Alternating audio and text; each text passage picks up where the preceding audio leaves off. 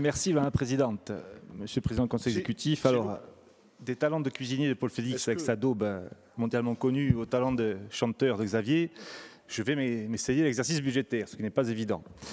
Alors, vous l'aurez compris, hein, mon propos sera forcément largement en marge de ce qui a été dit jusqu'à présent. On a parlé de jeux de rôle, chacun défendant évidemment sa vision et ce budget-là. Alors, d'abord, nous sommes dans un débat d'orientation, dans un débat budgétaire, et parfois, il a pu tourner au procès budgétaire, tantôt avec des faits objectivés que nous pouvons partager, tantôt au procès d'intention, je m'en expliquerai.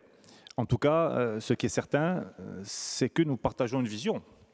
Elle a été dite, chacun avec ses mots. Alors, Xavier m'interpellait sur un budget de transition en 2023, effectivement. Est-ce que nous sommes dans un budget de transition? Moi, j'ai envie de vous dire, aujourd'hui, et je vais assumer le propos au nom du groupe, nous sommes dans un budget d'alerte. Nous sommes dans un budget d'alerte. Une fois que l'on a dit ça, on ne va pas s'en contenter, vous avez bien compris. Ce budget d'alerte, visiblement, il a fait son effet. Ça fait bien longtemps que nous n'avons pas eu autant de travail, qu'il soit dans la rédaction d'une chanson, dans, je dirais, l'analyse fine des délibérations prises au pourcentage près. Je vois que chacun s'est préparé à cette journée. Nous aussi, bien entendu. Alors, on ne peut, dans la présentation de ce budget, s'exonérer, même si ça a été fait par les uns et les autres, de parler très rapidement. Ce n'est pas une excuse, c'est juste un petit constat de la situation actuelle au niveau national. On ne va pas aller en Ukraine, ne vous inquiétez pas, on ne va pas aller dans d'autres pays, on va rester ici. Et parler aussi, je sais que vous êtes très attachés du côté de nos sociaux, de cette vision de l'État, l'État régalien, l'État parfois providence, l'État qui régit et parfois vient même régir les collectivités territoriales. Il y a une grande différence dans l'approche. C'est qu'aujourd'hui en France, nous avons un État qui est endetté à 3 200 milliards d'euros. Mais je sais que vous savez, 110% du PIB. Et nous avons un État qui, année après année, peut présenter des budgets déficitaires. Ça, c'est un constat. Attendez, Xavier, laissez-moi faire le point sur le contexte national. Nous avons aussi un État qui, au cours des 40 dernières années, de 80 aujourd'hui, a vu ses recettes multipliées par 4 et ses dépenses multipliées par 6. Dans le même temps, forcément, il faut bien trouver, je dirais, des pistes d'économie et des pistes budgétaires pour endiguer, je dirais, ce dérapage.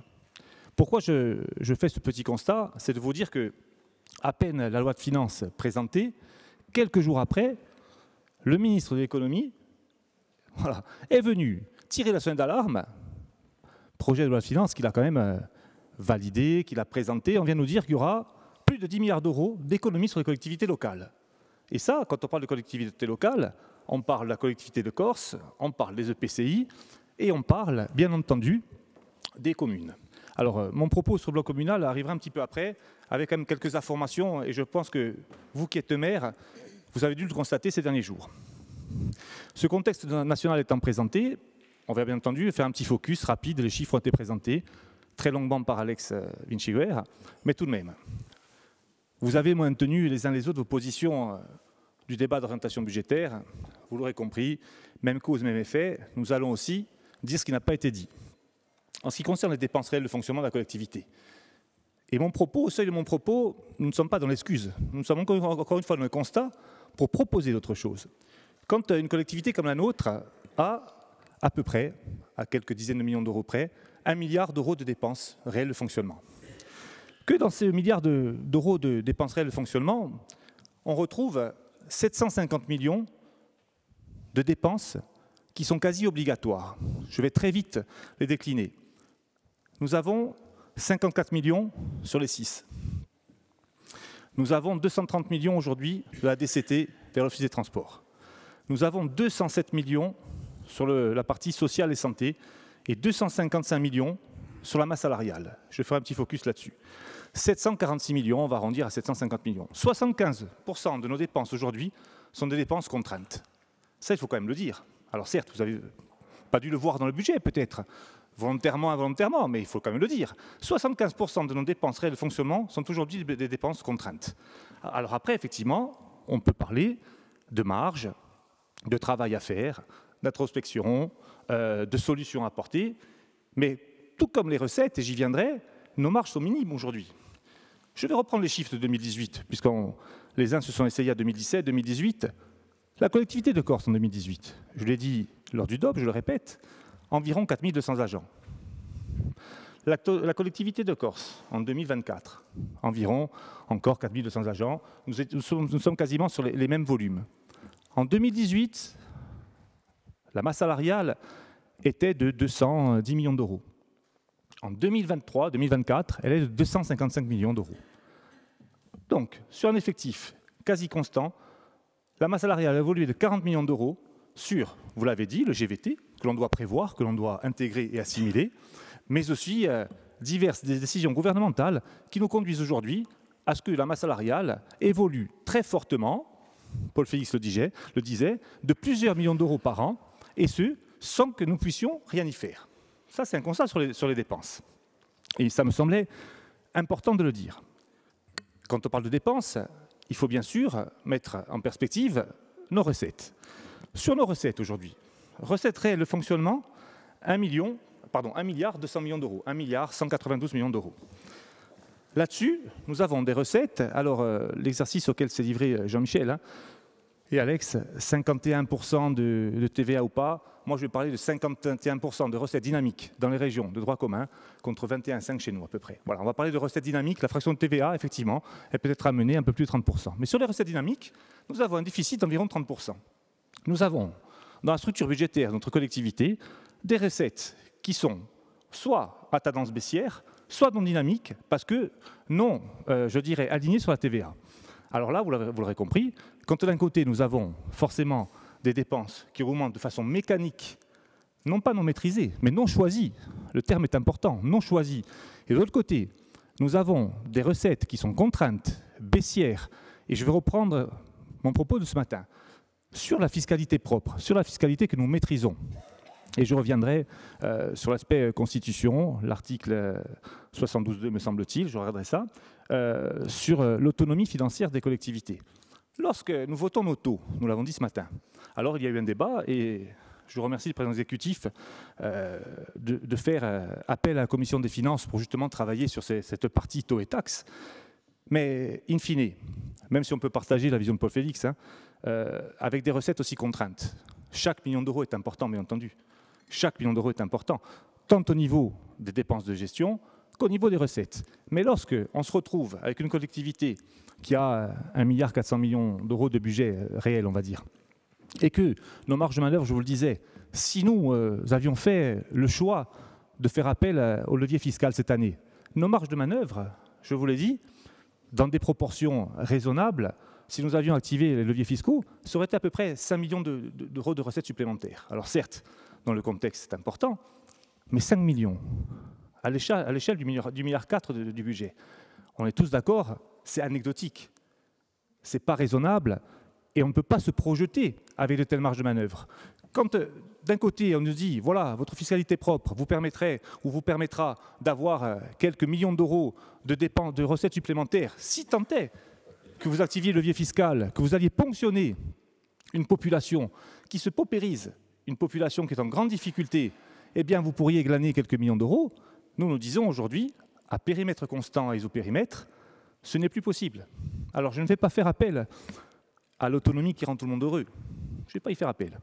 Je vais faire appel aujourd'hui à un processus qui est en cours, mais en parallèle de ce processus, il nous semble, nous, groupe de la majorité, qu'il faut dès à présent engager les travaux au sein de cette Assemblée, dans le cadre du processus, mais pas que. Le processus est un processus à temps long, à moyen terme. Nous devons aussi raisonner sur le temps court. Le temps court, qu'est-ce qu'il va nous permettre de faire? Eh bien, de faire un travail au sein de cette commission des finances. Du coup, j'espère que chaque groupe viendra apporter sa pierre à l'édifice. J'espère très sincèrement que nous serons tous présents, que nous pourrons travailler dans la concorde, dans l'intérêt collectif des Corses et de la Corse, et que nous allons pouvoir établir un projet très rapidement de futur pacte budgétaire, de futur pacte fiscal et financier avec l'État, parce que nous avons des choses à réclamer. Et pour le coup, je vais rejoindre Josépha, il y a des choses qui nous sont dues. Nous ne sommes pas en train de quémander. nous ne sommes pas en train de dire nous sommes moins bien traités que les autres. Nous l'affirmons. Nous avons des choses qui nous sont dues, tant au niveau de la DCT que la fraction de TVA et d'autres recettes qui nous paraissent aujourd'hui minorées par rapport à l'apport de la Corse dans la France et dans ses recettes fiscales. Ça, c'est le premier point. Une fois qu'on a parlé de ces recettes et de ces dépenses, effectivement, la situation se dégrade. Nous n'avons jamais dit, le Conseil exécutif n'a jamais dit que la situation ne se dégradait pas. Alors, là encore, ce n'est pas que nous l'assumons, nous le constatons, nous l'avions dit lors du budget de transition, nous savons qu'à périmètre constant, et je me répète, nous allons vers des moments qui seront difficiles à gérer, mais gérables, parce que la responsabilité du Conseil exécutif, du président du Conseil exécutif et de notre groupe, c'est de garantir aux Corses que cette collectivité, bien entendu, perdurera et continuera à avoir un rôle prégnant. Et sur le rôle de la collectivité, je m'étendrai dans une seconde partie de mon propos. Ces ratios aujourd'hui, certes, ils se dégradent, mais ils sont loin des seuils d'alerte. Alors effectivement, lorsqu'on franchit le seuil d'alerte, et quelques collectivités dans notre île l'ont franchi ou sont prêts de le franchir, oui, les maux de tête arrivent, les migraines, on l'a dit, c'est vrai, il faut les anticiper, il faut s'y préparer. D'où ce travail sur la fiscalité qui nous attend. On nous a reproché, pas plus tard que ce matin, j'écoutais une émission radio, où on nous disait que le grand absent de ces débats, ou des débats d'hier, était la fiscalité, l'économie. Alors, de prime abord, on pourrait presque partager, mais ça a été dit hier par le président exécutif, un pas après l'autre. Un pas après l'autre. C'est comme ce qu'a pu, non pas nous opposer, mais avoir des visions divergentes sur les matières qui sont dans la loi organique. Là encore, d'abord on choisit, et ensuite, effectivement, on travaille, on rédige la loi organique. Donc, nous avons besoin, aujourd'hui, pour consolider ces ratios et éviter une dégradation de la situation financière de la collectivité au-delà des seuils acceptables, d'avoir un véritable travail, en premier lieu, parce qu'avant de parler de recettes, parlons de gestion. En premier lieu, des indicateurs de gestion, des choix forts sur nos dépenses. Ça, c'est indispensable. Nous devons aujourd'hui avoir non pas une meilleure maîtrise des dépenses, mais pouvoir nous projeter et faire des choix. Mais ce que vous demandez collectivement, on ne peut pas d'un côté nous dire que, effectivement, sur la culture, les crédits baissent, sur les sports, les crédits baissent. C'est une réalité. C'est une réalité, nous le regrettons, nous espérons pouvoir changer la donne. Mais ce qu'il aurait fallu dire aussi, c'est que sur le social et la santé, les crédits augmentent. Et qu'en responsabilité, il faudra bien que nous priorisons. Il faudra prioriser nos interventions. Je pense que là-dessus, on est tous d'accord. Effectivement, il a fallu faire des choix dans ce budget. Des choix politiques, des choix assumés. Parce que si certains secteurs se sont vus amputés de quelques centaines de milliers d'euros ou de quelques millions d'euros, c'est parce qu'ailleurs, l'urgence nous impose d'être beaucoup plus proactifs. Donc là encore, on parlait, et Jean-Michel parlait, de régions de droit commun, de départements. Eh bien, nous sommes tout ça. Nous sommes tout ça. Et j'ai envie de vous dire, non seulement nous sommes tout ça, mais nous sommes aussi, et je suis bien passé pour en parler, nous sommes presque aussi des EPCI, voire des communes, parce que nous sommes au soutien de tout le bloc communal. Et ça sera la seconde partie de mon propos. Notre force de frappe, notre force d'action, elle se situe où? Elle se situe dans la capacité de la collectivité de Corse à être au soutien des territoires. Alors, que l'on soit sur Porto Vecchio, sur Ajaccio, sur la Cab ou ailleurs, nous avons tous une sensibilité. On pourrait espérer plus. Oui, on pourrait espérer plus. Mais la réalité, et je vous ramène notamment au soutien aux territoires, à l'aide aux communes, la réalité de notre territoire, qui n'est ni une région de droit commun, ni un département. Tout de même, quand vous avez, on ne va pas aller loin, dans les Alpes de Haute-Provence, sur un département, quand vous avez des régions Sud-PACA par exemple, qui ont des taux d'intervention, je vais vous rappeler les taux à tous ici pour l'impact sur le bloc communal, taux d'intervention sur les communes de moins de 350 habitants, 80% au soutien des projets. Communes de 350 à 1000 habitants, 70%. 2000 à 3000, 60%. De 3000 à 10 000, 50%. Plus de 10 000, 40%. Le taux moyen, 60%. Je vais maintenant vous indiquer les taux moyens en France. Sur les communes de moins de 200 habitants, c'est 70%. De 250 à 500, c'est 55%. De 500 à 1000, c'est 40%. Plus de 1000, c'est 25%. Alors oui, effectivement, il y a des millions d'euros qui vont vers le bloc communal. Mais ça, c'est un choix politique, c'est un marqueur politique. Nous l'assumons. D'un côté, on vient nous expliquer que l'investissement baisse. C'est vrai, l'investissement est aujourd'hui en baisse par choix, parce que c'est un choix budgétaire indispensable. Mais quand même, ce soutien au bloc communal, il aurait été souhaitable et il aurait été honnête intellectuellement d'en parler un petit peu. Avec un tel taux d'intervention sur le territoire, la collectivité de Corse aujourd'hui, qu'est-ce qu'elle fait? Elle vient se substituer aux territoires, aux communes, aux intercos. Pourquoi? Parce que nous avons des territoires, et notamment sur le rural, qui sont extrêmement pauvres, qui deviennent extrêmement pauvres. Mais pour autant, cette paupérisation, je parlais des populations, mais des intercos et des communes, vient malheureusement, je dirais, en opposition avec le besoin. C'est-à-dire que plus on a une commune pauvre, plus on a de besoins. La commune ou l'interco ne peut plus répondre à ses besoins sur le territoire d'une population vieillissante. Je ne vais pas faire le lien avec l'APA, on a déjà discuté sur le social, avec le besoin d'accompagnement de nos seniors. Mais plus les intercos sont dans la difficulté, plus elles sollicitent la collectivité de Corse. Ça, c'est la réalité du fonctionnement quotidien de la collectivité de Corse. Elle doit porter d'un côté ses propres projets, et elle doit aussi répondre à un besoin de plus en plus important des collectivités, notamment des EPCI et des communes. Alors dans cette équation, vous l'aurez compris, on va parler budget. L'équation budgétaire, elle devient quasi insoutenable. Quasi insoutenable. D'un côté, on demande de plus en plus, ça a été dit, les communes et les intercommunalités demandent de plus en plus. De l'autre, nous avons aussi de la maîtrise d'ouvrage propre à assumer. Il faut faire des choix. Effectivement, il faut faire des choix. Le choix qui a été opéré, c'est d'être au soutien des territoires. Ça, c'est une réalité.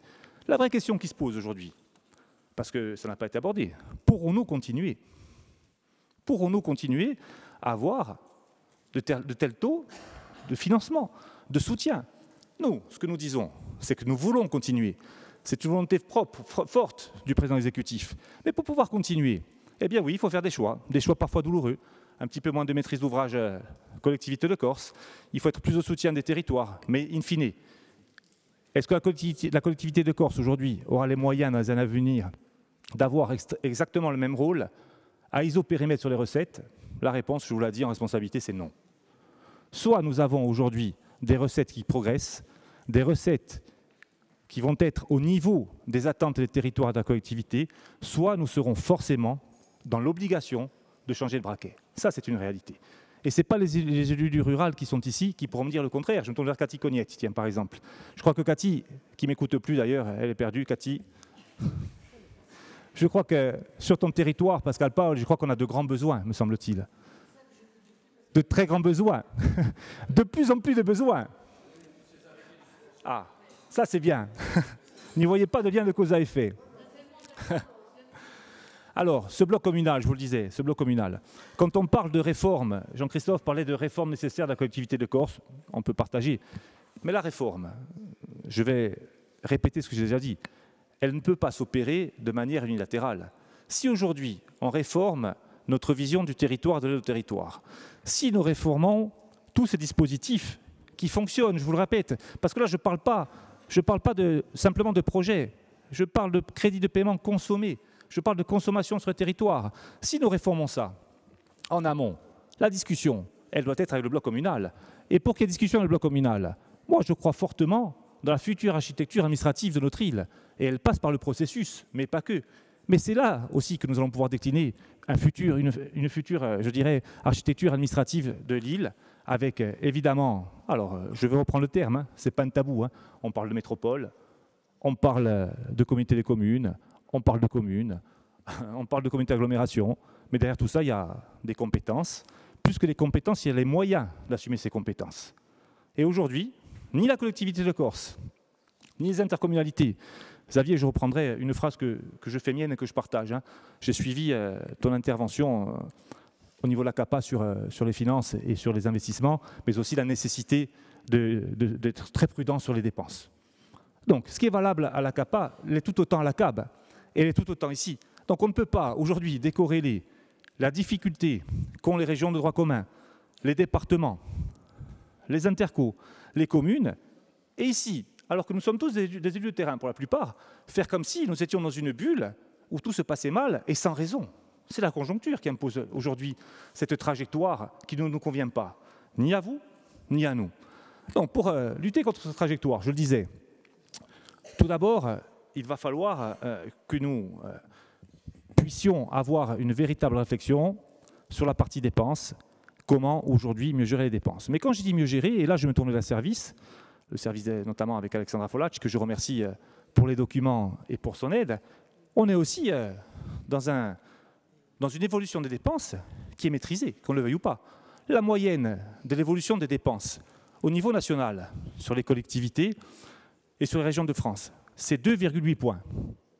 Nous, c'est 2,9 points. On n'est pas en dérapage.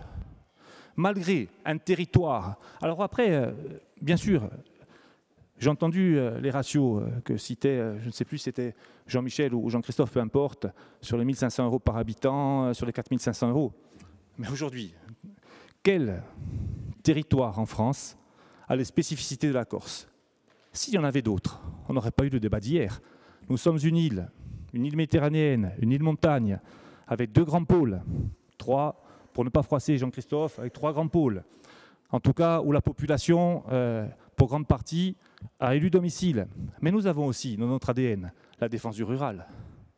Alors moi, j'entends 100 000 habitants à Ajaccio, 100 000 habitants à Bastia. Je l'ai déjà dit, hein, c'était la vision d'un ancien préfet. Et le reste, le rural. Oui, mais ça, c'est notre ADN de défendre le rural. Aujourd'hui, on ne peut pas nous dire qu'il y a un autre territoire en France qui a autant de précarité dans le rural. Des centaines de communes avec 30, 40 habitants, 20 habitants. Mais les besoins sont là quand même. Les transports, il faut les amener jusqu'à nos villages. La fibre, il a fallu l'amener au fin fond du Giussargne, au fin fond de la Tavagne, au fin fond de l'Oritz. La fibre, il a fallu l'amener pour essayer de redynamiser nos villages. Tous ces travaux-là, on me dit, on ne voit pas de travaux structurants. Avoir connecté et fait basculer la Corse du rural dans le XXIe siècle, vous pensez que ce n'est pas structurant?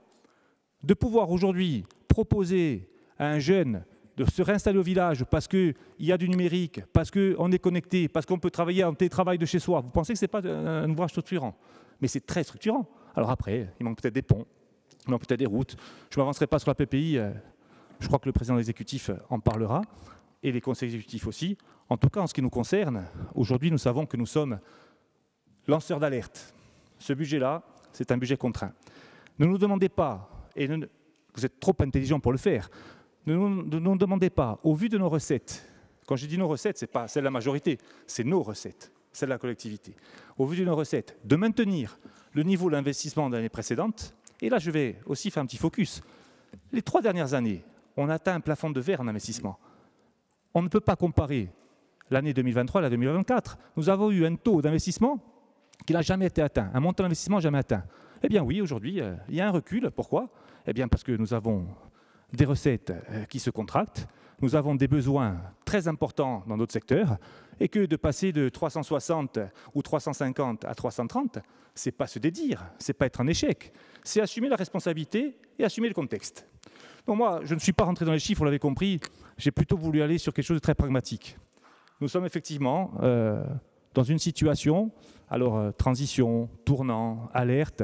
Ce qui est certain, c'est qu'on ne peut pas, après la journée que nous avons vécue hier, décorréler ce que nous avons dit collectivement, ce que nous avons voté quasiment à l'unanimité, à cette journée d'aujourd'hui. Ce budget, il ne sera pas sauvé par l'autonomie. L'autonomie participera au redressement des recettes et du budget. Nous avons un travail à faire à l'interne sur des facteurs endogènes. Nous avons aussi, malheureusement, beaucoup de facteurs exogènes qui viennent nous pénaliser. Donc ne décorrélons pas la journée d'hier à celle d'aujourd'hui. Elles sont étroitement liées. Ce que nous disons, nous savons où nous allons, le cap est fixé, oui, 2030, peut-être même avant. Ce sont, alors on va parler de lignes rouges, hein. Attention de ne pas passer de l'orange au rouge. Nous avons 2-3 ans devant nous pour non pas redresser, mais stabiliser la situation, revenir à des ratios meilleurs que ceux qui sont aujourd'hui, même s'ils ne sont pas dans le rouge. Et ça, c'est par le travail, mais c'est aussi, et je le dis, hein, quand on parle de transfert de fiscalité, ce n'est pas une chimère, hein. On a envie d'avoir aussi une fiscalité dynamique que nous maîtrisons. Nous avons envie aussi de pouvoir décider de nos taux autrement que ce qui nous est proposé aujourd'hui. Et ça, c'est le sens du processus et c'est le sens de l'évolution budgétaire que nous souhaitons. Alors pour finir, puisque chacun a apporté son petit trait d'humour, tout le monde a parlé du fond du cœur et je connais suffisamment les uns les autres pour savoir que vous n'avez pas parlé du fond de la rancœur. Merci.